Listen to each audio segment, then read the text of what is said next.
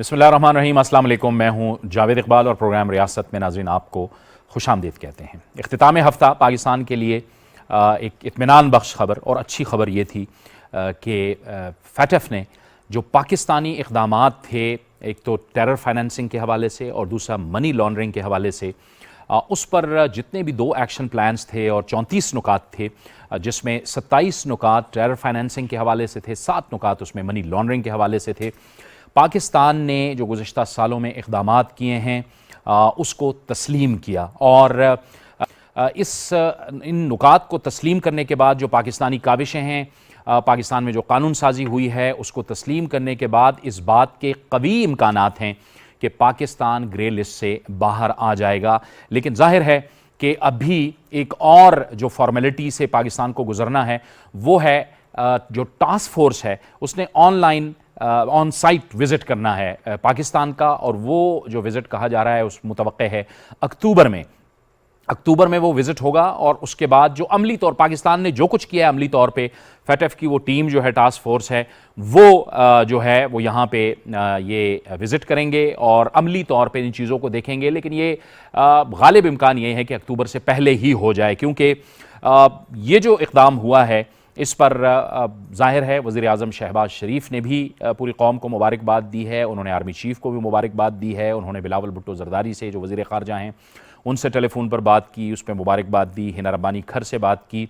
बिलावल भुट्टो ज़रदारी ने भी काफ़ी इत्मीनान का इजहार किया और उनका कहना था कि तवक्को है कि ये अक्टूबर से पहले ही पाकिस्तान ग्रे लिस्ट से निकल आएगा। इससे ज़ाहिर है जो आलमी सरमायाकारी है, मईशत के हवाले से पाकिस्तान बेहतर पोजीशन में आ जाएगा और जिन रुकावटों का जो सामना पाकिस्तान को माशी लिहाज से करना पड़ा, पाकिस्तान उन रुकावटों से बाहर आ जाएगा। एक तो ये अच्छी खबर थी, लेकिन दूसरी तरफ ज़ाहिर है हुकूमत ने और जो हुकूमत के इत्तेहादी हैं उन्होंने पार्लियामान के अंदर कुछ कानून साजी के हवाले से भी काम किया है। जो नैब का तरमीमी बिल था 2022, वो उसमें जो तरामीम थी ज़ाहिर है वो सदर मुमलिकत को भेजी गई और उस पर उन्होंने दस्तखत करने थे, लेकिन सदर मुमलिकत ने उस पर दस्तखत नहीं किए और वो वापस भेज दिया गया। उनका जो मौक़िफ़ था वो ये था कि शायद यहाँ पे तजावुज़ किया गया है और जो बदउनवान लोग हैं उनके लिए रास्ता क्लियर किया गया है। तहरीक इंसाफ ये कहती है कि हम इस जो तरमीमी बिल है, ये जो कानून है, इसको हम सुप्रीम कोर्ट ऑफ पाकिस्तान में चैलेंज करने का इरादा भी रखते हैं। लेकिन दूसरी तरफ IMF के साथ जो बातचीत है पाकिस्तान की वो भी चल रही है। वज़ीर ख़ज़ाना मिफ्ता इस्माइल कहते हैं कि फ़ौरी तौर पे बहाल होने का इम्कान है IMF के साथ, और जो क़िस्त जिसकी हम तवक्को कर रहे हैं वो भी शायद कुछ दिनों तक हमें मिल सकती है। लेकिन इस दौरान स्टॉक एक्सचेंज यानी आज के दिन स्टॉक एक्सचेंज के 363 पॉइंट्स गिरे हैं और डॉलर जो है उसकी भी परवाज़ ऊपर चल रही है। तो क्या कुछ हो सकता है, इस तमाम मामलात पर हम अपने प्रोग्राम में बात करेंगे। इसके लिए हमें ज्वाइन कर रहे हैं पाकिस्तान तहरीक इंसाफ से जमशेद इकबाल चीमा। जमशेद इकबाल चीमा साहब आपको खुशामदीद कहते हैं। जो इकोनॉमिस्ट हैं माहिर माशियात जनाब अमीन हाशवानी साहब वीडियो लिंक पर हमारे साथ मौजूद हैं। अमीन हाशवानी साहब आपको भी बहुत खुशामदीद कहते हैं। कुछ ही देर में हम तवक्को कर रहे हैं कि मुस्लिम लीग नून के नुमाइंदे भी हमारे साथ होंगे। गुफ्तगू का आगाज़ करेंगे जमशेद इकबाल चीमा साहब आपसे। चीमा साहब, हमने देखा है कि इसमें कंसेंसस हमें नज़र आया है। GHQ में कायम कोर सेल था, उसने काम किया। आप ज़ाहिर है आपकी हुकूमत थी, साबिका हुकूमत थी, उसमें काम हुआ। फिर जो इस वक्त हुकूमत है ये उस वक्त अपोजिशन में थे। इस कानून साजी के हवाले से तकरीबन तमाम ही जो स्टेक होल्डर्स थे उन्होंने काम किया। आपके कमेंट प्लीज़।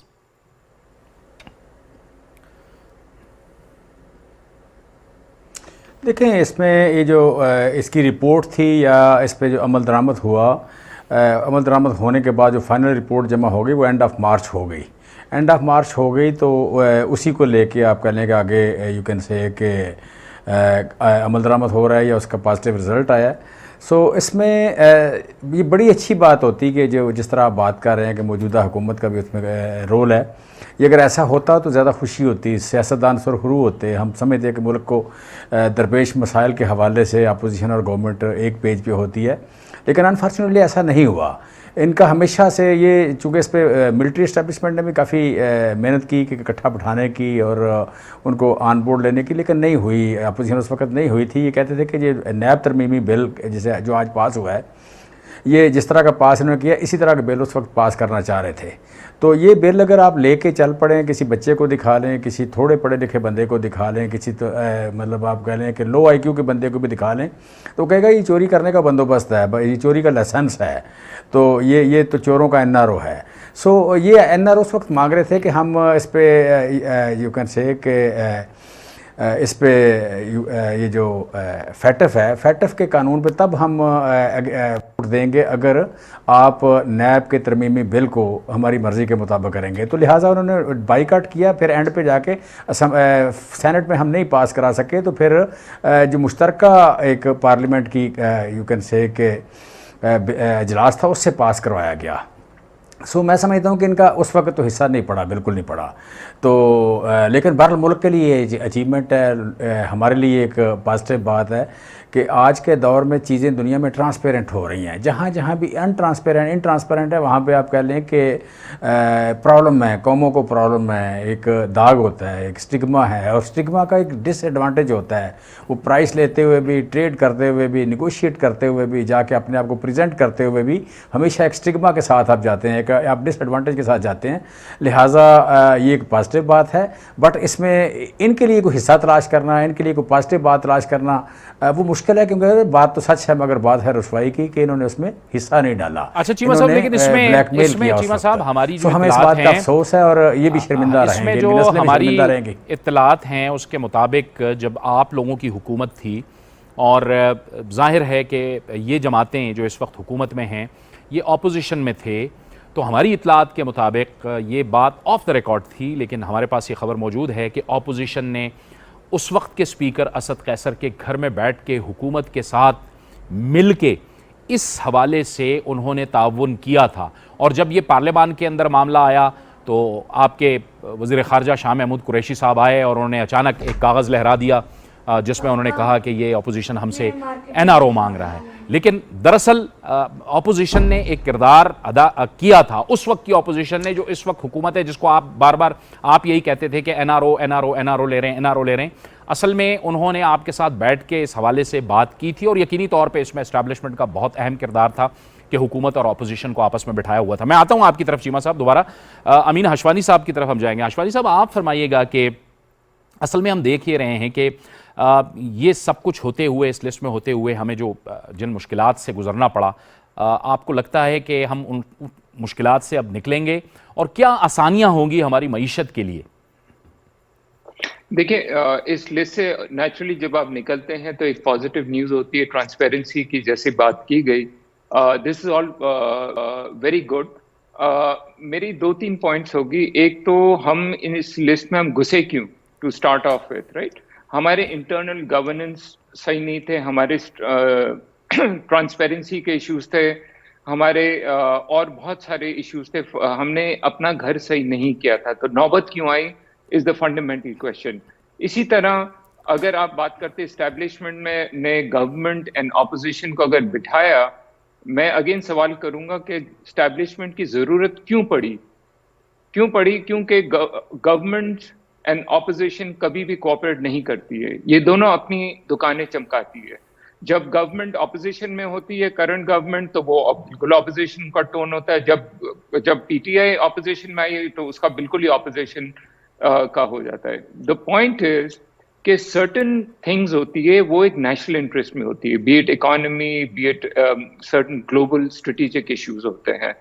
वहाँ government and opposition, I don't care कौन गवर्नमेंट में कौन ऑपोजिशन में है, इन दोनों को बैठकर अपनी दुकान चमकाना, ठीक है, इनको एक होता है, जॉब डिस्क्रिप्शन होती है, लेकिन beyond that they have to rise and say कि यार ये एक important issues है, यहाँ it's beyond our own self interest और our party interest, और यहाँ हम cooperate करेंगे। इकोनॉमिक इश्यूज में हो जाने चाहिए थे, FATF में हो जाने चाहिए थे, अभी भी हुआ है तो अभी भी हो रहा है कि वो सब अपने अपने क्रेडिट्स ले रहे हैं। I think this is wrong. We are Pakistanis first, then we are PTI और I don't know Muslim League और whatever political party, and I think ये spirit to be honest missing है।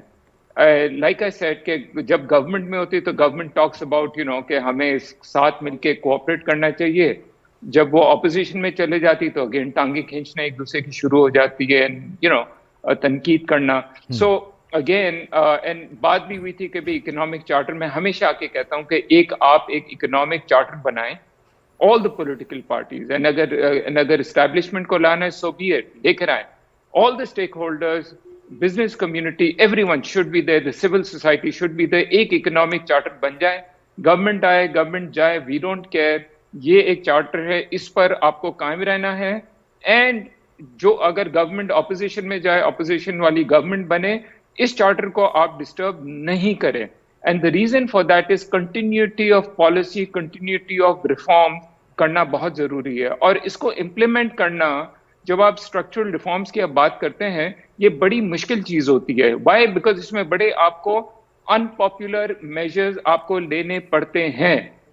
लेकिन अगर गवर्नमेंट को पता है कि भाई ऑपोजिशन हमेशा हमारी टांग खींचेगी, तो वो रिफॉर्म करने में उनके लिए बड़ी मुश्किल होती है ना। एवरीबडी नोज कि रिफॉर्म करने जरूरी होते हैं। समटाइम्स वो कहते हैं ना कि आपको you have to lose battles to win the war. तो समटाइम्स आपको शॉर्ट टर्म आपको पेन्स, शॉर्ट टर्म आपको सेटबैक्स होते हैं for the greater good of the long term.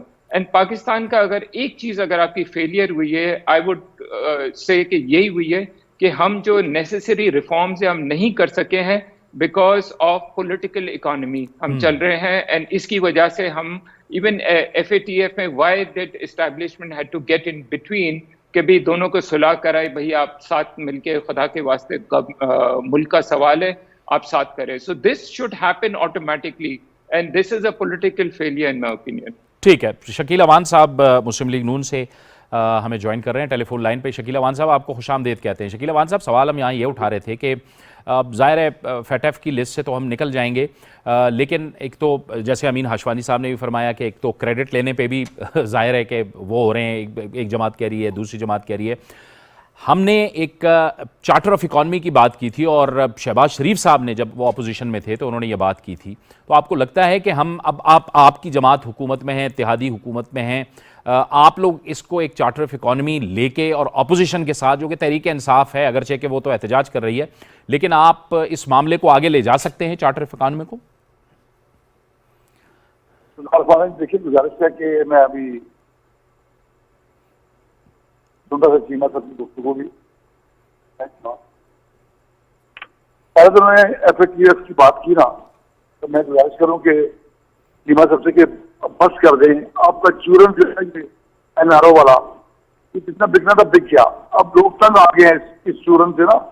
क्या आपने उस वक्त अपोजिशन को बार बार ये साबित किया कि PTI एक सियासी जमात नहीं है बल्कि एक सियासी ग्रोह है, क्योंकि सियासी ग्रोह जो होता है ना, उसकी सोच में आपने एक दिन भी लीडर अपोजिशन से गुफ्तगू करने का, आपके लीडर ने एक दिन भी इस बात को एडमिट नहीं किया कि मैं अपोजिशन लीडर के साथ बैठूंगा, क्योंकि उसमें इसकी कैपेसिटी नहीं है।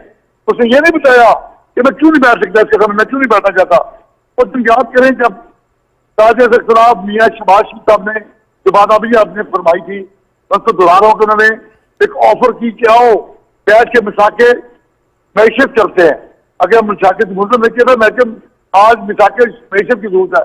बिलावल भुट्टो जरदारी ने आप इमरान खान साहब को जब ये खिताब दिया कि आप सेक्टर भी दिया, मैं उसी दिन उन्होंने ये भी साल फरमाया कि सारी बातें छोड़कर हम आपको ऑफर करते हैं, आए बैठे इकट्ठे चलते हैं।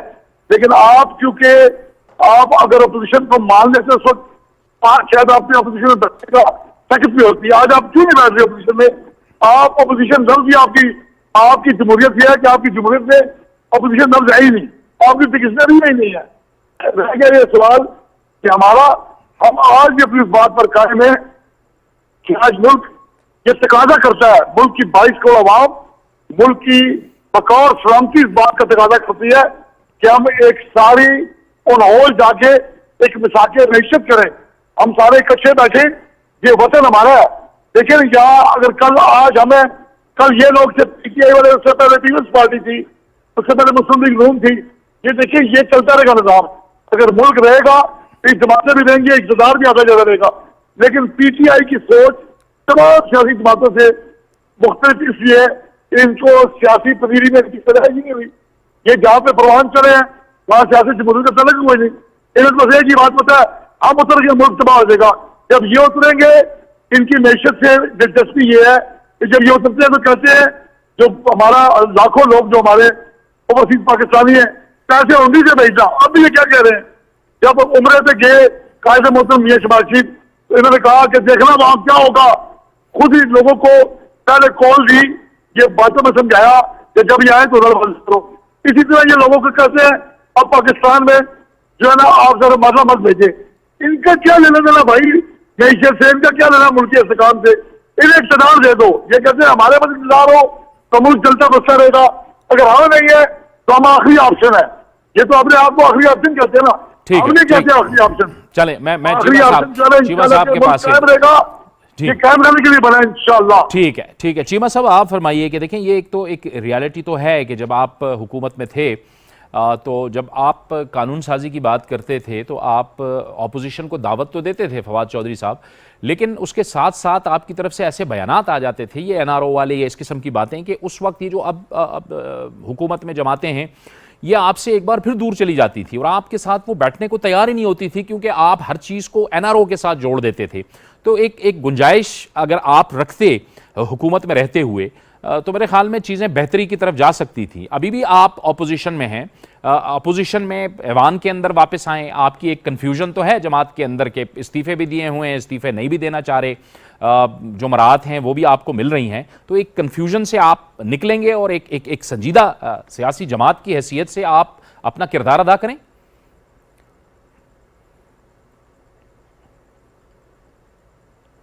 अच्छा, एक तो ये कि देखें हमारे अलावा बाकी सारे लोग जो हैं वो तो मईशत मिसाक मईशत इकट्ठा मिल के कर रहे हैं ना।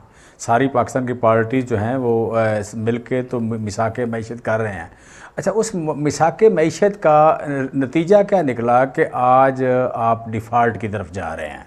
आज आप श्रीलंका बनने जा रहे हैं। 211 रुपए का डॉलर हो गया, रिज़र्व आपके ख़त्म हो गए, टेक्निकली मुल्क डिफ़ॉल्ट कर गया, आपके पास इंपोर्ट के पैसे नहीं हैं। पिछले महीने 10% आपकी एक्सपोर्ट कम हो गई, आपका 800 मिलियन डॉलर की फॉरेन रेमिटेंस कम हो गई, आपके इन्वेस्टमेंट फॉरेन डायरेक्ट इन्वेस्टमेंट 5% कम हो गई।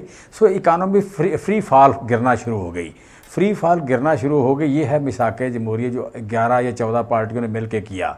अब यही इनकी एक्सपर्टीज़ है, यही इनकी आप कह लें कि सलाहियत थी, यही इनकी कॉम्पिटेंस थी कि मतलब सिर्फ पीटीआई बाहर बैठी है, बाकी सारे मिल के मिसाक मईशत कर रहे हैं। और उस मईशत का बना क्या वो आपके भी सामने है, मेरे भी सामने है। इसको कोई बंदा डिनाई कर दे कि आज जो मैं महंगाई के फिगर बोल रहा हूँ 30% में महंगाई के फिगर बोल रहा हूँ, क्या ये गलत है? ये ठीक है। मैं 150 रुपये का पेट्रोल था 233 रुपये का हो गया, ये ठीक है? ये गलत है। 146 रुपये का डीजल था वो 263 रुपये का हो गया, ये ठीक है? ये गलत है। आटा कितना महंगा हुआ, चीनी कितनी महंगी हुई, मिर्चें कितनी महंगी हुई, सारा कुछ सामने है। सो मैं कहना ये चाह रहा हूँ कि मिसाक मईशत वाली जो बात है वो तो बिल्कुल इनकी फेल हो गई कि वो अच्छा। दूसरी बात है कि मैं समझता हूँ देखें दिल बड़ा करना, वज़ादारी होना, सियासी रवादारी होना, ये सारी बातें ठीक हैं, लेकिन जो बोला जाए जो कहा जाए उसका वो रिकॉर्ड तो ठीक होना चाहिए, झूठ तो नहीं उसमें शामिल होना चाहिए। मेरा सवाल ये है कि कौन सा लम्हा था जब इन्होंने एनआरओ नहीं मांगा? जो आपने कहा, जो आप एक बड़ी मुश्किल से, देखें आप लोगों के लिए बड़ा मुश्किल बना हुआ है कि पीटीवी में बैठ के बात करना बड़ा मुश्किल सा काम है। सो मुश्किल बात आप कर रहे थे साहब, आप बैठे हुए हैं कि आप पीटीआई के नुमाइंदे हैं, तहरीक इंसाफ के नुमाइंदे हैं, आप बात कर रहे हैं, टेलीविजन पे पीटीवी पे बैठ के आप ये बात कर रहे हैं। मुझे बात करना प्लीज, जी प्लीज मुझे बात करना, प्लीज मुझे बात करना। आपको आज़ादी है बात करने की, चल ये बात करना प्लीज। अच्छा मैं कह रहा हूँ कि देखें, अच्छा मैं कह रहा हूँ कि बात वहाँ पे जब आपके कानून साजी फैटफ के हवाले से कानून साजी की बात हुई तो वहाँ पे इन्होंने सल्टन शराइत लिख के दी रिगार्डिंग या शिक्कें लिख के दी कि ये चेंजेस कर दें इसमें नैब कवानीन में। नैब कवानीन में जो चेंजेस की बात हुई वो चेंजेस आपकी ख्वाहिश है, आप वो चाहते हैं, आपका मुतालबा है, तो फिर आपको ये क्यों कहना पड़ता है कि किसी को बताएं ना, किसी को दिखाएं ना? और कोई दिखा दे तो उसमें कौन सा कोई एटमी राज है जो बाहर चला गया? भाई आप ये चाहते हैं और उससे बढ़ के आपने कर लिया, आज भी जो किया वो सामने आ गया ना। उस वक्त भी जो आप कह रहे थे वो वही सामने आया। कोई चीज़ हमने चेंज की उसमें कि आपने कोई लिख के और दिया हो, पूरी अपोजिशन ने मिलकर कोई लिख के और दिया हो, हमने कोई चेंज कर दिया उसने। जो आपने लिख के दिया कि ये हमें चाहिए, वो हमने लोगों को बता दिया कि जनाब ये मांगते हैं, ये कहते हैं कि फैटफ के कानून तब पास होगा जब ये हमें देंगे। वो इतना ज़्यादा सेल्फिश था, वो इतना ज़्यादा लाकानूनियत थी कि आज जिस तरह मैं पहले बात कर रहा था, किसी को भी दिखाएं उसे समझ आ जाएगी कि इनकी पोजीशन क्या है। सो मैं समझता हूँ कि देखें, ये जो बात कर रहे हैं अपना शकील अवान साहब कर रहे हैं, मैं समझता हूँ कि इन्हें हमें भूल जाना चाहिए। ये पीटीआई को भूल जाएं, ये इमरान खान को भूल जाएं, ये मुझे भूल जाएं।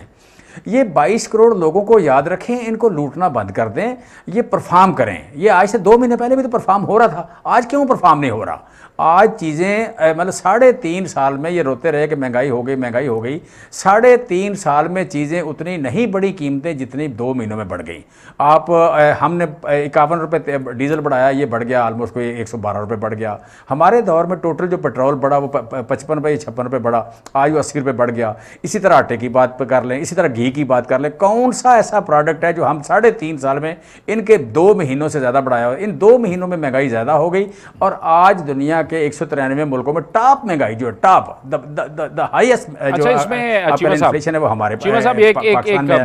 एक पॉइंट जहन में आ रहा है, दुनिया के अलावा सबसे सस्ता तेल दे रहे थे। अचानक से एक नुकता जहन में आया, मैं आपसे पूछता हूँ वो कि जाहिर है फैटफ पे आप लोग अपना क्रेडिट तो ले रहे हैं, लेकिन इसके साथ ये जो इस वक्त जो महंगाई हो रही है और जिन मुआहिदात के नतीजे में हो रही है, क्या उसका भी आप क्रेडिट लेंगे? फिर ये जो आपने आईएमएफ के साथ किया था, पेट्रोलियम मसनूआत की जो सब्सिडी आपने 100 अरब से ज़ायद की महीने की पर मंथ की दे दी थी, और जो वहाँ पे आपने कमिटमेंट की थी कि नहीं हम तो बढ़ाएंगे, कीमत भी बढ़ाएंगे और इस पर पेट्रोल लेवी भी आहिस्ता आहिस्ता बढ़ाएंगे, तो ये भी तो आपका किया हुआ मुआहिदा था ना?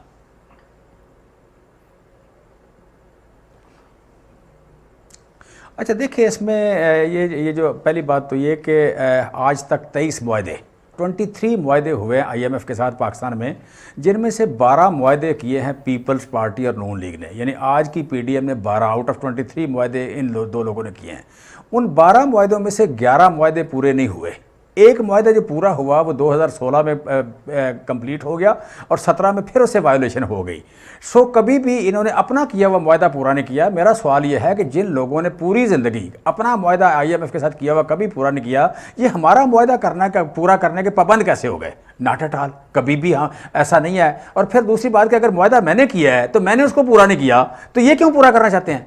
ये जाके सिंपल कह दें कि जनाब वो जिसके साथ आपने मुआहदा किया वो चला गया, हमने उसको निकाल दिया, हमने उसे बाहर भेज दिया, हम तो उसका मुआहदा पाबंद साहब असल में बात ये होती है कि ये और पहले आपने भी कभी नहीं पूरे किए और हमने भी नहीं पूरा किया। हमने अगर नहीं किया तो ये क्यों कर रहे हैं? दूसरी बात, या आलमी इदारों के साथ जो मुआहदे होते हैं वो एक सॉवरन हुकूमत करती है और फिर जाहिर है मैं कहता हूं कभी नहीं किया। मैं यही बात कर रहा हूं, मैं जावेद साहब यही बात कर रहा हूं, कभी नहीं पूरा किया न रहे, मैं यही कह रहा हूं, इन्होंने कभी नहीं पूरा किया। अगली हुकूमत को उसको पूरा करना पड़ता है, ये जाहिर है एक सॉवरन स्टेट की हैसियत से। मैं आता हूं आपकी तरफ, दोबारा आता हूं। मैं अमीन हाशवानी साहब को मैं शामिल करते हैं। ये जो मसाइल खड़े हो रहे हैं माशी तौर पे, हम जरा अमीन हाशवानी साहब से भी राय ले लेते हैं। 12 नहीं किया, आज करना पूरा। जी मैं आता हूं आपकी तरफ। चीमा साहब मैं आता हूं, हाशवानी साहब आप फरमाइएगा। जाहिर है कि आज ये जो स्टॉक एक्सचेंज की सूरत हाल हुई है, 363 पॉइंट्स गिरा है, फिर डॉलर जो है उसकी उड़ान भी बढ़ रही है, लेकिन दूसरी तरफ वज़ीर ख़जाना मिफ्ता इस्माइल साहब कह रहे हैं कि इम्कानात हैं कि शायद चंद रोज़ के अंदर आईएमएफ के साथ मुआहिदा हो जाएगा। आपको लगता है कि जो एक सूरत हाल बनी हुई है महंगाई की और ये जो डॉलर और रुपए की कदर कम हो रही है, ये आईएमएफ के साथ जब मुआहिदा होता है तो उससे ज़रा सूरत हाल में बेहतरी आ जाएगी? First of all I want to state, आपने मुझे यहाँ इनवाइट किया, आई थॉट कि ये कोई इकोनॉमिक्स एंड बिजनेस पे ये टॉपिक है शो, इसीलिए मैंने एक्सेप्ट किया था। यहाँ तो again it's another political point scoring blame game पे चल रहा है। Again I am coming to that same point, जब तक ये इस किस्म की ब्लेम गेम चलती रहेगी एक दूसरे पर, it's just utter waste of time for anyone, for the whole nation to be focusing. Inflation की आप बात करते हैं, ये एक ग्लोबल इन्फ्लेशन है। 40 साल में इस तरह इन्फ्लेशन नहीं हुआ है। पहले कोविड हुआ था, सप्लाई डिस्ट्रप्शंस हुई थी, प्रोडक्शन हो गई थी, एक पेंट अप डिमांड थी, आफ्टर कोविड एट वंस बढ़ी, जब तक सप्लाई वो उसको कोप नहीं कर सकी। ग्लोबली सेंट्रल बैंक्स ने पंप इन किया हुआ था, इसकी वजह से डिमांड उसकी वजह से भी और बढ़ गई। वो जब वो स्टेबलाइज नहीं हुआ था, सडनली यूक्रेन की वॉर हो गई, ऑयल की शॉर्टेज हो गई, ऑयल डबल से भी ज्यादा चला गया, वीट की शॉर्टेज हो गई, ऑल इसेंशियल ग्रेन्स की शॉर्टेज हो गई। This is a global phenomena. अब कहना कि हमारी गवर्नमेंट थी, हमारी गवर्नमेंट अगर होती तो इन्फ्लेशन नहीं होता, एंड ब्लेम करना, I just can not understand. आप हम क्या, किस दुनिया में हम बैठे, क्या माइंडसेट में हम बैठे हुए। For God sake, rise up for the country. We have a serious crisis here. आपकी हाइपर इन्फ्लेशन है, लोग मर रहे हैं रोड पर। I mean people can not meet the ration, उनका पूरा नहीं हो रहा है। आप बात करें सॉल्यूशंस की, कि नॉट कि हमारी गवर्नमेंट एंड उसकी गवर्नमेंट और वो government and opposite, that's nonsense as far as I am concerned. For God sake, start talking about common solutions for the common problem of the common people. आप इसकी बात करें, आप यू टॉक सेंस कि भाई ये आपको मेजर्स लेने हैं। आपको अगर रियल सुनना है, ब्लेम अगर आपको करना, we are all collectively responsible for it. आपके स्ट्रक्चरल रिफॉर्म्स जो लास्ट 30 साल, 40 साल, 50 साल में जो नहीं हुए हैं, ये उसी की वजह से आज हम भुगत रहे हैं। एंड सो मेनी फ्रंट्स, आप पावर सेक्टर रिफॉर्म्स देख ले, पब्लिक सेक्टर की आप मिस गवर्नेंस की आप बात कर ले, वाटर मिसमैनेजमेंट हो रहा है, मिस गवर्नेंस होती है at provincial level as well as at federal level पर। हम बिजनेस कम्युनिटी का भी इसमें ब्लेम है कि जिस किस्म के हमें रिफॉर्म्स हमें करनी चाहिए, जिस किस्म के हमें वैल्यू एडिशन में जाना चाहिए, we have not gone. Education government again, it's pathetic. Last 40 साल में आप देखें कंट्रीज कहाँ से कहाँ पहुंच गए, स्किल्स में, हेल्थ सेक्टर में, एजुकेशन सेक्टर में, वी हैव नॉट देयर। हम इसकी बात करें आज के प्रोग्राम में, for God sake, how do we reform our country, ताकि कि नेक्स्ट जब भी शॉक वेव आएगा, we will create the buffers. Fundamentally issue ये है कि हमने रिफॉर्म नहीं किए हैं। हम हमेशा IMF one programme after another जाते, सब गवर्नमेंट्स को चांस मिल चुका है। आज जो भी ऑपोजिशन में, सबको, ऑल मेजर पॉलिटिकल पार्टी, सबको चांस मिल चुका है। End of course her political party, corrupt, non corrupt, competent government, अच्छी चीजें भी हुई है हर गवर्नमेंट में, लेकिन सबसे बड़ी प्रॉब्लम रही है कि जो इसेंशियल चीजें वो नहीं हुई है। And those are tough measures. And वहां again therefore I am saying, जब तक governments and all political parties एक प्लेटफॉर्म पे नहीं आएगी, ये टफ मेजर्स नहीं हो सकेंगे। आज चले ऑयल प्राइसेस है, 1-1.5 साल के बाद दोबारा सही हो जाएगा। IMF प्रोग्राम है, maybe we are going for it, we will come out of it. But the problem है इसके नेक्स्ट शॉक वेव आएगा, we'll be back to square one. आज से 5 साल के बाद आप अगर हम कॉन्वर्सेशन करोगे, इसी टॉपिक पे हम चल रहे होंगे, we be going around in circle. और बैलेंस ऑफ पेमेंट का आशवानी साहब बहुत बड़ा इशू है। आइंदा साल हमें जाहिर कर्जे भी वापस करने हैं, हमने मजीद कर्जे लेने हैं और कर्जे वापस करने हैं। ये सारा ये बहुत बड़ा चैलेंजेस है, कैसे हम इससे निकलेंगे? That's what I'm saying. ये कर्जों का हमारे को प्रॉब्लम नहीं है, वाटर का प्रॉब्लम है, बिजली का प्रॉब्लम है, हमारे को गवर्नेंस का प्रॉब्लम है, हमारे को रिफॉर्म्स का प्रॉब्लम है। जब तक आप नहीं करेंगे, आपको इन्फ्लेशन का प्रॉब्लम आएगा, बैलेंस ऑफ पेमेंट का आएगा। जब भी आपकी ग्रोथ जाएगी, आपकी इंपोर्ट आपकी बढ़ेगी, आपकी बैलेंस ऑफ पेमेंट ऑटोमेटिकली आपका, there is a glass ceiling. आप जा ही नहीं सकते जब तक कि आप इंडिजिनियस आप प्रोडक्शन नहीं करेंगे। इंडिजिनियस कैसे आप करेंगे? आपका ह्यूमन रिसोर्स आपका डेवलप नहीं होगा, आपकी वैल्यू एडिशन नहीं होगी, आपके बेसिक पॉलिसी रिफॉर्म नहीं होगे, पब्लिक सेक्टर कॉर्पोरेशन जो ये ड्रेन करती है, इसको जब तक आप प्राइवेटाइज नहीं करेंगे या इसमें governance. All I am saying is कि ये बहुत सारे हैं इश्यूज, जब तक ये हम ब्लेम गेम में चलते रहेंगे, मैं आपको गारंटी से कहता हूं आज के 5 साल के बाद भी देखें यही हम टॉपिक्स बात कर रहे होंगे और यही प्रॉब्लम्स हम फेस कर रहे होंगे।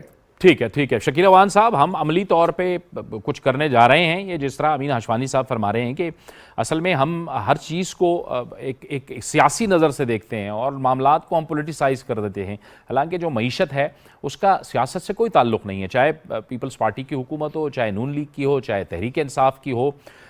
ये कम अज़ कम एक ऐसा सब्जेक्ट है, एक ऐसा मौजू है कि जिस पे हमें बिल्कुल अपनी डायरेक्शन रख के और अपनी डायरेक्शन को सामने रख के हमें चलना चाहिए।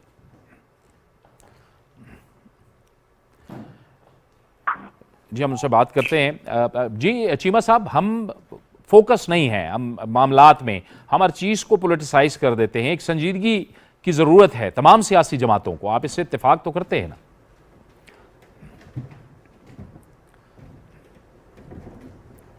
देखिए ये बात ठीक है, लेकिन जो बात अमीन हाशवानी साहब कर रहे थे वो बात बड़ी अजीब सी है कि देखिए वो टेबल के दूसरी तरफ बैठे हैं सियासतदान के, जो बंदा वोट लेके आता है वो लोगों की नफ्सियात के मुताबिक लोगों के सवालों के जवाब, लोगों के लेवल पे आके जवाब उसने उसी तरह देने हैं, वो देता है। ये आप कह लें कि ये जो है ना जी, विकेट के दरमियान में खेलना, उधर भी बात कर देना उधर भी बात कर देना, होना क्या चाहिए होना क्या चाहिए चाहिए चाहिए चाहिए, बड़ा आसान काम है। करना किया क्या है ये असल सवाल ये है। सो गवर्नमेंट ने कुछ काम करने होते हैं और अपोजिशन में होते हैं, तो आपने ये बताना होता है कि पहले क्या किया था आपने और आज क्या होना चाहिए, ठीक है, मतलब बीइंग एन अपोजिशन। सो हम और जब भी हम कहते हैं ये होना चाहिए तो हमें पूछा जाता है कि आपने क्या किया था, सो हमें उसका जवाब देना होता है। सो बेसिकली मैं समझता हूँ कि ये जो है ना, ये रवैया पाकिस्तान का बड़ा अजीब सा रवैया है। लेकिन मैं समझता हूँ ये थोड़े पढ़े लिखे लोगों में होता है, लेकिन बात का ज़्यादा पढ़े लिखे लोगों में मिल जाता है कि जी सारे एक जैसे हैं। ये बड़ी अजीब सी बात है भाई, कभी नहीं ऐसा हुआ। यहाँ आज जो कुछ हो रहा है और जो कुछ पहले हुआ है ये ऑल टुगेदर डिफरेंट है। वो 10% अगर लार्ज स्केल मैन्युफैक्चरिंग की ग्रोथ हो रही हो और आप कह लें कि 26% 27% एक्सपोर्ट बढ़ी हो और उधर दूसरी तरफ 10% कम हो जाए एक्सपोर्ट, तो ये एक जैसे हैं। ये दो बिल्कुल मुख्तलिफ चीज़ें हैं। जहाँ पे $800 मिलियन की आपकी फॉरेन रेमिटेंस कम हो जाए और पहले आपकी बढ़ रही हो, दूसरी जगह कम हो जाए, तो ये एक जैसे हैं। How you are comparing it? चले ठीक है, ये नंबर है, आपने जो ये सामने है, ये परफॉर्मेंस है। इस वक्त ये कोई फिक्रेबाजी, मुस्लिम लीग ये कोई आपने जजमेंट पास होनी है। शकील अवान साहब ने ज्वाइन कर लिया है। शकील अवान साहब, आपको खुशामदीद कहते हैं स्टूडियो में। आप मेरे ख्याल में मौसम की वजह से लेट हो गए, बहुत तूफान भी चल रहा है बाहर इस वक्त, बारिश और तूफान। बहरहाल आप तशरीफ ले आए। शकील अवान साहब, सवाल यहाँ पर यही अब उठा रहे थे कि ज़ाहिर ये चैलेंजेस तो आपके सामने हैं। हमने बात की आज स्टॉक एक्सचेंज की भी, डॉलर काबू में नहीं आ रहा और यकीनी तौर पे अब वज़ीर ख़जाना साहब तो कहते हैं कि हमारा IMF से मुआहदा चंद रोज़ के अंदर होने वाला है, मामला बेहतर हो जाएंगे। लेकिन ये चैलेंजेस हैं आपके सामने, आपको लगता है कि जल्दी आप इस पर काबू पा लेंगे? क्योंकि आम आदमी तो आपकी तरफ देख रहा है, वो महंगाई को देखता है और फिर हुकूमत को देखता है कि आपने दावे तो किए थे। इसमें कोई शक नहीं है। मैं आपसे गुजारिश करूँ कि पहली बात तो है कि पाकिस्तान मुस्लिम लीग जो है, जो मुस्लिम लीग NAB, हमारी हिस्ट्री ये है कि हमारी तारीख ये है कि हम इस मुल्क की खालिक जमात है और हमारा रिश्ता काज़िम अल्लाह रहमा से ये है कि हम उस काज़िम अल्लाह रहमा की पार्टी के लोग हैं। इस बुरे वक्त में अगर हमने ये एक खुदकुशी कह रहे हैं, खुदकुशी स्टाइल था ये जो हमने हुकूमत ली कि सियासी खुदकुशी बन सकती थी, लेकिन हमें यकीन इसलिए है कि हमारी हमेशा की तरह नीयत साफ़ है। और मैं आपसे गुजारिश करूँ, एक तरफ हम हैं और एक तरफ वो लोग हैं कि जिनका वज़ीर दाखिला पूरी भरी दुनिया में लाइव प्रोग्राम में क्या कर गया कि हमने 4 महीने पहले इमरान खान ने बारूदी सुरंगें बिछाई बेइज्जत की तबाही के लिए। और उसका सबूत ये है कि आप मुझे बताएं कि अभी चीमा साहब बड़े तफसील से बयान फरमा रहे थे, जिस शख्स को पूरी पार्टी को पता है कि इस मुल्क की मैशत के हालात क्या थे, वो गरीब को जाते हुए लॉलीपॉप ये देकर चले गए हो कि 10 रुपये पेट्रोल सस्ता करने के बाद आपने ऐलान किया 5 रुपये बिजली भी सस्ती कर दी। ये काम आपने 4 साल पहले क्यों नहीं किए? आपने गरीब की तरफ मुड़ के नहीं देखा। आप वो उस इमरान खान के पैरोकार हैं जिसने कहा मैं आलू प्याज का रेट पूछने नहीं आया। आपको तो इस मुल्क की मैशत से, अवाम से तो कोई लेना देना नहीं था। आप तो बैनुल-अक़वामी लीडर है ना, आप तो बैनुल-अक़वामी लीडर इस तरह के। अमेरिका आप जाते हैं, अमेरिका आप पहुँचते हैं, एक ख़ास कम्युनिटी के लोग आपका एक जलसा करते हैं, उस जलसे में खिताब करने के बाद आप कहते हैं नवाज शरीफ मुझे वापस आने तेरा AC बंद करूँगा, जरदारी वापस आने तेरा पंखा बंद, तेरा पलंग उठाऊँगा। आप तो और पूरी दुनिया में आपने पाकिस्तान को नंगा किया। आपने कहा कि पाकिस्तान की जमहूरियत के जो लोग हैं, सियासतदान, ये सारे चोर हैं। मुझे एक मिसाल बताएं, एक मिसाल बता दें कि वो जो आपने किसी अदालत में केस प्रूफ किया हो। अभी आप बड़े बुलंदबाज दावे करते कि NRO मांग रहे थे, फिर नैब का कह रहे थे। मैं आपको नैब की हिस्ट्री बताऊं, आप सबसे बड़ा चैनल है PTV, जो दुनिया के पाकिस्तान के कोने कोने में देखा जाता है। मुझे इस बात का जवाब दें, आपके दौर में जो नैब थी जिसमें हम कवानीन की तब्दीली चाहते हैं, हम क्यों चाहते हैं मैं बताता हूं आपको एक जुमले में। 2 खरब 200 अरब रुपए से ज्यादा कलेक्ट हुआ, इकट्ठा हुआ, 24 अरब रुपए सिर्फ खजाने में जमा हुए। क्यों? बाकी पैसे किसके पास हैं? वो गोगी ले गया या आप ले गए? जवाब दे कौम को, कौम जवाब मांगना चाहती है। और फिर आप कहते हैं नैब के कवानीन, हमसे क्या बरामद किया आपने? हमसे एक डेला भी आपको याद है जो हमने नैब को जुर्माना दिया हो? हमारे ऊपर कुछ साबित किया आपने? आपने नवाज शरीफ पर कायदे मुहतरम के केस बनाया, उसके बाद आपने उसका एंड कहाँ पे किया? आगे आपने एंड यहाँ पे किया कि बेटे से तनख्वाह नहीं दी, अकामा ले लिया। आप तो इस तरह के लोग हैं। पाकिस्तान की बर्बादी के जिम्मेदार कौम जानती है आप लोग हैं। आपने पाकिस्तान को कहीं का नहीं छोड़ा। आज शहबाज शरीफ ने, एक मिसाल देता हूं आपको, जिस इस्लामाबाद में बैठा हूं मैं, जिस स्टूडियो में पीटीवी के, 5 दिन में इस्लामाबाद से एयरपोर्ट तक मेट्रो बस चलती है 5 दिन में। दुनिया में कुछ जादूगर भी नहीं चला सकता इस तरह। ये बात सही है आपके, ठीक है, आप लोगों ने काम ही नहीं किया। 4 साल वो मामला रुका आप हुआ आए था, थे, आप आए थे, लेकिन इंतजार आप कर रहे आम आदमी को रिलीफ के लिए इकदाम कर रहे हैं जी, मैं क्योंकि आम आदमी यही देख रहा है। देखिए, आम आदमी को पहले खुशखबरी सुनाऊं ना, आप मुझे बताएं कि आज 80 रुपए किलो तक घी नीचे जा चुका है। वजह कि हमने खुर्दनी आयल खाली मलेशिया से मंगवाने की देर थी, आपने किया ही कख नहीं। आपने अपने मुल्क की गंदम बाहर भेजी, चीनी बाहर भेजी, फिर खरीद ली। आप तो इसी ट्रेड में लगे रहना, आपने बर्बादी निकाल के रख दी। जो अच्छा ये बता दें, आज हम महंगाई कर रहे हैं। नवाज शरीफ चीनी 52 रुपये छोड़ गया था, 110 रुपये किसने की थी? नवाज शरीफ पेट्रोल 62 रुपये छोड़ गया था, आपने 160 करने के बाद 10 रुपये रियायत देने के बाद 150 कर दिया, लोगों को तबाह बर्बाद करने के लिए। ये सारा किसने किया है? और जो जिस जगह हमें आप पूछा के गए, आज अगर हम ये ना करते, आपको पता था कि अगर हम IMF की शर्त मानेंगे तो तब भी खुदकुशी है, नहीं मानेंगे तो मुल्क जाएगा। हमें ऐसे इक़्तिदार पर 1000 बार लानत भेजते हैं हम, जो पाकिस्तान के सौदे पर हो। पाकिस्तान है तो सब कुछ है। हमने पाकिस्तान के लिए अपनी सियासत दाव पर लगाई है, कौम जानती है। और नवाज शरीफ के आने की देर है, ये दुनिया देखेगी। आप भूल गए हैं कि कायदे मोहतरम मियां नवाज शरीफ ने पाकिस्तान आना है। इंशाल्लाह आप जितनी मर्जी साजिशें कर लें। और मैं खुशखबरी सुना दूं कौम को, शहबाज शरीफ का वादा है इंशाल्लाह ताला 1.5 से 2 माह में तब्दीली आपको इस महंगाई की, अल्लाह के करम से इस महंगाई को आप कम होता देखेंगे। और हमारा ये जो 1.25 साल के लिए हम आए हैं, इंशाल्लाह हमारे टेन्योर पूरे होने से पहले आप देखेंगे कि हम कीमतों को वहां लेके जाएंगे जहां कायदे मोहतरम मियां नवाज शरीफ प्राइम मिनिस्टर छोड़ के गए थे। चलें, ये तो अच्छी बात है कि अवाम भी यही चाहती है कि ऐसा हो, अमली इंशाल्लाह तौर पे होगा। हो, और अमली एक तौर जुमला पे अगर हो। कहने दे जी मुझे। जी जी जी। देखिए, 4 साल आपने जो ज़ाया किए, अगर आपके पल्ले कुछ होता ना, आप EVM के चक्कर में फंसे रहे। ये इलेक्ट्रॉनिक वोटिंग मशीन, आपका हमारा झगड़ा क्या था? हमारा तो आपका झगड़ा ही नहीं था इसके वाला नैब वाला। आप हमसे एक ही बात बनवाते थे, भाई सारी बातें मान लेंगे, इलेक्ट्रॉनिक मशीन मान लो। चलें, ठीक है। मैं अमीन आशवानी, मैं चीमा साहब आपकी तरफ आता हूं, लेकिन अमीन आशवानी साहब, ये जो एक जो अहम मामला है वो तवानाई बहरान का है। हमने देखा था कुछ साल पहले ये लोड शेडिंग नहीं थी, फिर कुछ अर्सा पहले भी लोड शेडिंग नहीं थी, फिर अचानक शुरू हुई, प्लांट्स बंद हो गए, पेमेंट के मसाइल आ गए। फिर अब जो हुकूमत ने इक़दामात लिए हैं, ज़ाहिर है सिंध हुकूमत ने भी फैसला किया है, पंजाब ने भी फैसला किया है, खैबर पख्तूनख्वा ने भी फैसला किया है। आपको लगता है कि कुछ चीज़ें बेहतरी की जानिब जाएंगी और इसका असर होगा? कुछ हमें तवानाई की भी बचत होगी और कुछ हमारे डॉलर्स भी बचेंगे? जी, I think first of all we as a country, हमेशा हमारा जो लाइफस्टाइल रहा है स्पेशली एलीट्स का, is beyond our means all the time. We are a poor country. हमारे सोशियो इकोनॉमिक बहुत संगीन मसाइल है और आज से नहीं है, बहुत टाइम से है। और ट्रेंड्स अगर आप देखें तो we are getting from bad to worse, and इसमें हमें सर्टन स्ट्रिक्ट मेजर्स लेने चाहिए थे। आज ये क्राइसिस है, ग्लोबल क्राइसिस है, ऑयल की शॉर्टेज है, बहुत हाई प्राइसेस है, और आई थिंक ये नेक्स्ट ईयर की मिड तक कम से कम ये रहेगा। And like I said, because of Covid, because of Ukraine crisis, ये रहेगा। तो I think we have to, कहते हैं little pain is good for the soul. ये एक चैलेंज आई है, चैलेंज आती रहती है ज़िंदगी में, इंसान को भी आती है, कौमों को भी आती है। हमें ये देखना है हम रिस्पॉन्ड हम कैसा करते हैं। एंड यहाँ again, as far as I'm concerned, I look at all politicians as a political community. Is the political community on one page? The answer is no. Are they looking at long-term reforms? No. आज का आपका topic है business and economics है। आपने कोई बात नहीं की on education, health, privatisation, energy policy reforms, water scarcity आ रही है, climate change. These are the topics we should be talking about rather than saying कि हम बहुत अच्छे, वो खराब है।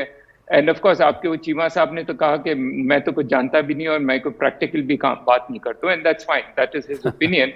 लेकिन I think these are the main बिल्कुल, ये बहुत अहम इशू है, दुरुस्त कह रहे हैं। राइज फ्रॉम द, ये फंडामेंटली ये आपके इश्यूज है, आपको बात करनी है, ये इस पे आप बात करें। फंडामेंटली एक होता है कोर इश्यूज होते हैं, एक कॉजेशन होती है। क्लाइमेट आप सर, causation क्लाइमेट की बात हाशवानी करें, साहब आप core दुरुस्त issues- फरमा रहे हैं। क्लाइमेट चेंज जो है ये मौसमियाती तब्दीलियां, ये पाकिस्तान- बहुत बड़ा मसला है। करोड़ों पाकिस्तान लोग इससे is- मुतासर हो रहे हैं और 2000 वर्ल्ड बैंक की रिपोर्ट थी पिछले साल के Pakistan is the top 10 countries in the बिल्कुल। world that will get most affected by this thing. All I'm Exactly. saying is कि देखिए मैं आपको बताऊं कि चले पॉलिटिशियंस को आप छोड़े, इवन सिविल सोसाइटी की आप बात करें, बिजनेस, अब कहा कभी मार्केट चले 9 बजे बंद हो जाए, मैं तो कहता 7 बजे बंद होनी चाहिए। भाई हम सैक्रिफाइस करें, हम है। सुबह 7 बजे क्यों नहीं, व्हाई कांट वी गेट पूरा का पूरा यूरोप, पूरा का पूरा डेवलप कंट्री सुबह 7 बजे था, ये क्यों है हम के 12 बजे हम आराम से अंगड़ाइयां लेके हम काम पे पहुंचते हैं? Why can't we go at 7 in the morning and close by 7 in the evening, ताकि we can save the lights, energy. तो as a society again, ये मैं से politicians को blame नहीं करता हूँ, मैं तो अपने को भी मैं ये blame करता हूँ। We need to get out of it. कौमें जब भी change होती, चाइना को देखिए, एक पूरी generation went through sacrifice, तब जाके last 30 years में जाके वो develop हुआ है। हमें वही कहवत है कि everyone wants to go to heaven but nobody wants to die. कोई सैक्रिफाइस के लिए कोई तैयार नहीं है, हमसे ब्लेम गेम एक दूसरे के करते रहते हैं। एंड आई से everyone including my self should be blamed for the current situation. ठीक है चीमा साहब, ये देखें जो आलमी माहौलियाती मसला है ये एक बहुत बड़ा मसला है, और आप जब हुकूमत में थे आप लोगों ने भी इस पे काम किया। जो वर्ल्ड बैंक की पिछले साल की रिपोर्ट है वो ये कह रही है कि 160 अरब डॉलर तक नुकसान हो सकता है जनूबी एशिया को, और करोड़ों अफराद जो हैं वो इससे मुतासर हो रहे हैं। जैसे हाशवानी साहब फरमा रहे हैं कि असल में आज हमारा जो मौजू होना चाहिए वो सेहत होनी चाहिए, तालीम होनी चाहिए, माहौलियाती आलूदगी, क्लाइमेट चेंज, इसी की वजह से ग्लेशियर्स पिघल रहे हैं, रोज़ बरोज़ हमारा दर्जा हरारत बढ़ता चला जा रहा है, और जाहिर है उसी के नतीजे में फिर हम बहुत ज़्यादा तवानाई का इस्तेमाल कर रहे हैं, और हमें तवानाई की ज़रूरत है जिसके लिए हम फिर डॉलर्स भी खर्च रहे हैं और बाहर से तेल भी मंगवा रहे हैं। हम फोकस हमें इन बातों पे होना चाहिए बनिस्बत इसके कि मेरी हुकूमत गई और नई हुकूमत आ गई। ये तो एक रियलिटी है पाकिस्तान के अंदर, आपकी भी एक जमात है, आप भी अब पाकिस्तान की एक हकीकत हैं। मुस्लिम लीग नून की हुकूमत रही, पीपल्स पार्टी की हुकूमत रही, अब इत्तेहादी हुकूमत है, आप की भी हुकूमत रही, और वो एक आइनी तरीके से हट गई। हमें इन मामलात की तरफ ज़्यादा तवज्जो देने की ज़रूरत है।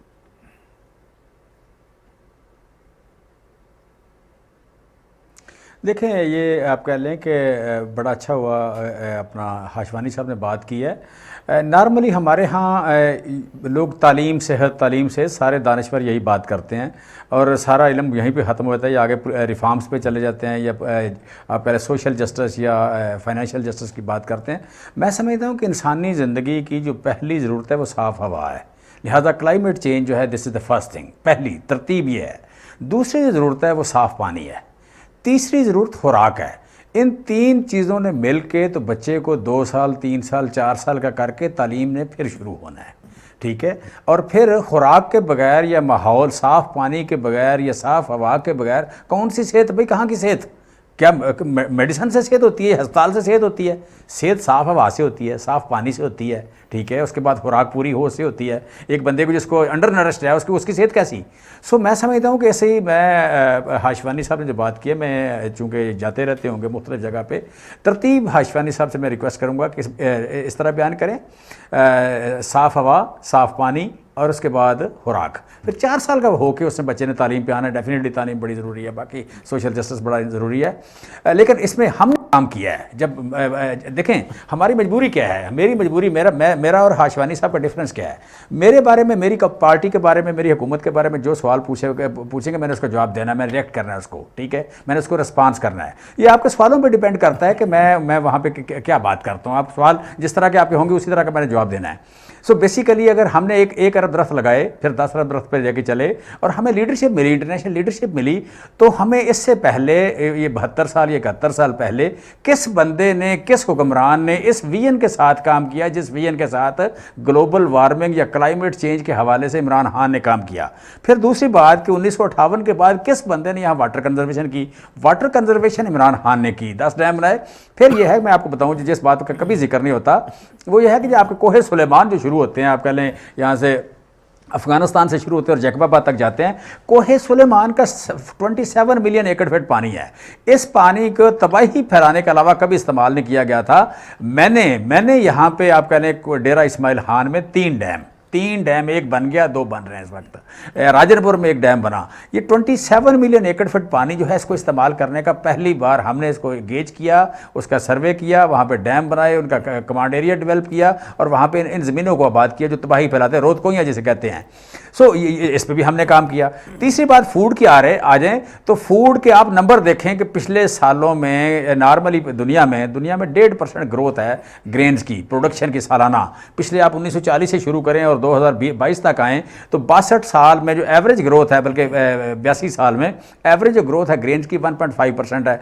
हमने जो ग्रो किया है ये ऑलमोस्ट को 4.5% किया है। 4.5% ग्रेन की ग्रोथ ये कभी मेरे को 90s में हुई होगी या 80s में हुई होगी, उसके बाद कभी नहीं हुई। हाईएस्ट एग्रीकल्चर में ग्रोथ हमने की कि फूड के मामले में हमारी कमिटमेंट थी, प्राइम मिनिस्टर इमरान खान की कमिटमेंट थी कि हम खा रहे हैं 2100 कैलोरीज एवरेज खा रहे हैं। ग्लोबल एवरेज है वो 250 कैलोरीज है। सो हम 38% खुराक कम खा रहे हैं। सो हमने अपने लोगों को फीड करना है, प्रॉपर फीड करना है। फिर $10 अरब की हम इंपोर्ट कर रहे हैं खुराक। $10 अरब की इंपोर्ट करके खुराक आप सर्वाइव नहीं करते। 22.5 करोड़ लोग आपके पास इतने पैसे नहीं है कि दुनिया से जाके महंगी खुराक लेके आए।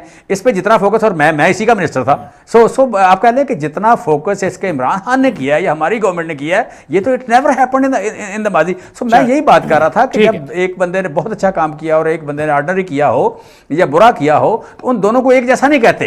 उन दोनों को आप फलसफे के नाम पे एक जैसा नहीं कह सकते। फूड सिक्योरिटी की परफॉर्मेंस बात को कर रहे इवैल्यूएट हैं, करके लेकिन आ जाहिर है जाए, ठीक है, या पूछ लें सवाल या बता दें। उठाते रहे कि चीनी की कीमतें भी बहुत बढ़ी, आटे की कीमतें भी बहुत बढ़ी। शकील अवान साहब, अब जाहिर है ये एक तसलसल है, पाकिस्तान का निज़ाम है, जमहूरी निज़ाम है, हुकूमतें बदलती रहती हैं, आपके पास हुकूमत है। हमने देखा कि ये जो माहौलियात के चैलेंजेस हैं ये हमें दरपेश हैं। इसकी वजह से सैलाब हमने देखा, 2010 में एक बहुत बड़ा सैलाब देखा जिसने ज़री ज़मीनों को भी तबाह किया, जिसने पाकिस्तान के इंफ्रास्ट्रक्चर को भी तबाह किया और इसकी वजह से भी माशी नुकसानात हुए। आपके पास भी एक लॉन्ग टर्म प्लानिंग है। वज़ीर आज़म मियाँ शहबाज शरीफ साहब, आपके पास जो अब ये 1.5 साल का अरसा है और फिर ज़ाहिर है आपने इलेक्शन में जाना है, क्या कुछ हो सकता है कि इन चीज़ों पे फोकस किया जाए? देखिए, गुजारिश है कि हमारी सबसे बड़ी बुराई है, हम सियासतदानों की कह लें, पूरी कौम इसमें अब उलझ गई है कि हमने किसी के अच्छे काम की तारीफ़ करनी नहीं है। और ये रवायत डालने वाले लंबा अरसा नहीं, पीछे ये इतनी हालात ऐसे नहीं थे। अब एक नई जमात इंडेक्ट हुई है, उसने एक नई रवायत डाल दी है। मैं आपसे गुजारिश करूँ, इतनी भाई ने तफसील बयान की, आप मुझे बताएं इन सारे मामलात के गिर्द अगर घूमें तो दुनिया का कोई मुल्क ऐसा है कि जो बगैर रास्तों के, बगैर सड़कों की तरक्की कर जाए? इस मुल्क को, पूरे मुल्क को आपस में इंटरलिंक करने वाला कौन शख्स है?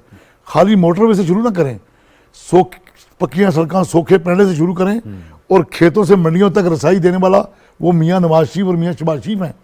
और अगर ये रसाई नहीं होगी तो आप मुझे बताएं किसान से लेकर कौन, किसकी ख्वाहिश होगी कि वो इस मुल्क में अजनास उगाए और उसको फिर इस महंगाई के दौर में, और जो पेट्रोलियम का आज दुनिया भर में एक बुरहान आया हुआ है, तो ये सारा कुछ करने वाला कौन था? ये हम ही लोग थे। लेकिन मैं एक गुजारिश आपसे आज करूं, मैं अपनी जमात के ये मौक़िफ़ बयान नहीं कर, मैं अपना मौक़िफ़ बयान कर रहा हूँ। अगर हम इस मुल्क की मैशत की मजबूती से लेकर इस मुल्क के जो हालात 72-74 सालों में बिगड़े हैं, अगर इस कौम पर हम सारे मिलकर तरस नहीं खाएंगे तो कुछ भी नहीं होने वाला। इसलिए कि देखें, अगर एक मियाँ शहबाज शरीफ इतना बड़ा चैलेंज अपने गले में डालकर वो मैदान में कूद पड़े और कह के बताए कि मैं 1.25 साल में इंशाल्लाह इस हालात को दुरुस्त करके दिखाऊंगा, ठीक है, और एक अपने ईमान की कोल सके, और दूसरी तरफ एक जमात ऐसी हो जिसकी पब्लिक में से भी हो, वो हर इतवार को ऐलान करे, कभी जुमे को ऐलान करे, हम मुजाहरे करेंगे, हम सड़कें बंद करें। मैं गुजारिश करूँ, मैं तनकीद से हट के बात कर रहा हूँ कि कब हमें पाकिस्तानियत आएगी। आपने बड़ी दुरुस्त बात की और चीमा साहब ने भी अच्छी बात की, और ये अमीन हाशवानी साहब के जो तहफ़्फ़ुज़ात थे कि आज हमें जो हमारे टॉक शोज़ का और जो हमारी सियासतदानों का, जो हमारी हुकूमत है, हमारी अपोजिशन है, उसके जो मौज़ूआत होने चाहिए वो सबसे पहले ज़ाहिर है मईशत, इन्वायरमेंट, माहौलियाती आलूदगी, क्लाइमेट चेंज, ये सारे वो मामलात हैं जो हमारे मौज़ूए बहस होने चाहिए ताकि हम एक कंस्ट्रक्टिव किस्म की गुफ्तगू को आगे बढ़ा सकें और मुल्क के लिए और इन अवाम के लिए हम कुछ कर सकें। इसी पर हमारे प्रोग्राम का वक्त खत्म हुआ चाहता है। अमीन हाशवानी साहब, बहुत शुक्रिया आपने हमें ज्वाइन किया। जमशेद इकबाल चीमा साहब, आपका भी बहुत बहुत शुक्रिया। शकील अवान साहब, आपका भी बहुत बहुत शुक्रिया। ये सिर्फ ज़ाहिर है हुकूमत की ज़िम्मेदारी नहीं होती, हुकूमत पे तो ये ज़िम्मेदारी आयद होती है कि वो आवाम के लिए काम करे, लेकिन इसमें बराबर का हिस्सा अपोजिशन को भी डालना पड़ता है। तो अपोजिशन को भी सोचना होगा कि वो अवामी भलाई के लिए हुकूमत के साथ मिलकर क्या कर सकता है। इजाज़त दीजिए, अल्लाह हाफ़िज़।